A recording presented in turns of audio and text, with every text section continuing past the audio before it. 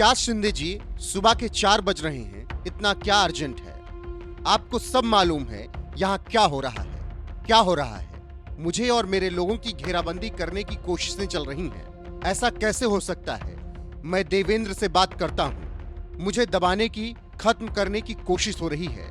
आपके भरोसे हम आपके साथ आए। आपका वादा था चुनाव के बाद भी मैं ही मुख्यमंत्री रहूंगा। हमारे 125 लोग चुनकर आए, तो आप कैसे क्लेम कर सकते हो मेरे नेतृत्व में चुनाव हुआ? नहीं, मोदी जी के चेहरे पर चुनाव हुआ। आपको क्या चाहिए बोलो, मैं कोशिश करूंगा। मुख्यमंत्री, देखो भाई, ये ठीक नहीं है। अभी नहीं हो सकता, पार्टी का ही मुख्यमंत्री होगा। मैं क्या करूं? आप बीजेपी में मर्ज हो जाओ। आपका क्लेम सीएम पद पर तब रहेगा। बाहर का आदमी अब महाराष्ट्र का सीएम नहीं बनेगा। आपका रिस्पेक्ट हमने रखा है। फिर हमारी पार्टी का क्या?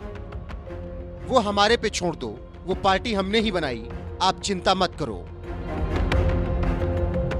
ये पूरी बातचीत गृह मंत्री अमित शाह और महाराष्ट्र के पूर्व मुख्यमंत्री और मौजूदा उप मुख्यमंत्री एकनाथ शिंदे के बीच कुछ दिन पहले सुबह सुबह 4 बजे हुई।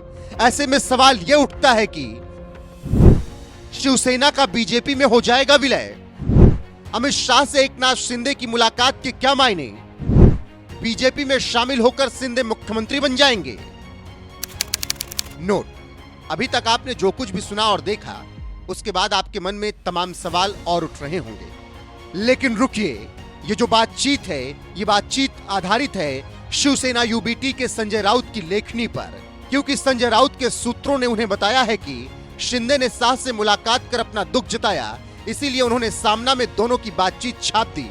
सूत्रों के हवाले से सामना में संजय राउत ने जो कुछ भी लिखा, वो हमने आपको हूबहू अभी तक बता दिया।